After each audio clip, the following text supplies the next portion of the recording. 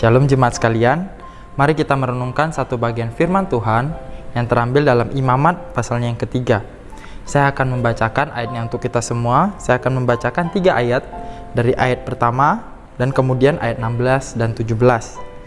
Jikalau persembahannya merupakan korban keselamatan, maka jikalau yang dipersembahkannya itu dari lembu, seekor jantan atau seekor betina, haruslah ia membawa yang tidak bercela ke hadapan Tuhan.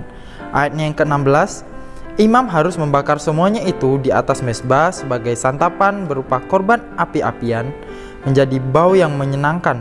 Segala lemak adalah kepunyaan Tuhan. Inilah suatu ketetapan untuk selamanya bagi kamu turun-temurun di segala tempat kediamanmu. Janganlah sekali-sekali kamu makan lemak dan darah. Saudara-saudara sekalian, korban keselamatan adalah suatu korban yang dipersembahkan untuk menjaga hubungan antara manusia dan Allah. Nah, hanya sebagian binatang yang dipersembahkan dan dibakar di atas mezbah. Selebihnya, binatang-binatang ini dimakan oleh orang-orang yang datang ke tempat itu. Nah, mereka memakannya di sekitar mezbah.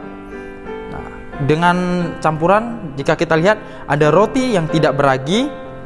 Nah, dalam kebiasaannya Yahudi, dikatakan bahwa ini disiapkan sebagai perjamuan. Tuhan, waktu itu Yesus pada zaman itu, ia mengucap syukur atas apa yang mereka miliki, yang kemudian menjadi istilah khusus untuk perjamuan kudus sejak akhir abad kedua. Nah, saudara-saudari sekalian, lemak dan darah amat diperlukan untuk kehidupan. Nah, jadi lemak dan darah mewakili hidup atas korban yang dipersembahkan, yaitu hidup yang dimiliki oleh Allah. Jika kita lihat, darah dipahami sebagai tempat bersemayamnya kehidupan. Darah dikhususkan bagi keperluan penebusan dan karenanya sama sekali tidak boleh dikonsumsi oleh jemaat. Nah, kemudian, saudara sekalian, Tuhan Yesus adalah Allah yang menjadi manusia. Pengorbanannya begitu sempurna dalam kehidupan kita. Nah, dia tidak bercacat dan dia tidak bercelah. Darah Tuhan Yesus telah membebaskan kita dari hukuman dosa. Untuk itulah Ia yang menguduskan setiap orang yang percaya kepadanya satu kali untuk selamanya. Jadi penebusan Tuhan dalam kehidupan kita hanya terjadi satu kali dan itu berlaku untuk selamanya. Nah, saudara-saudari sekalian, kita bisa merefleksikan bahwa penebusan Yesus Kristus yang mati di kayu salib itu begitu sempurna, sehingga tidak perlu lagi adanya korban seperti pada zaman perjanjian lama. Saat itu mereka terus-menerus memberikan korban persembahan sebagai bentuk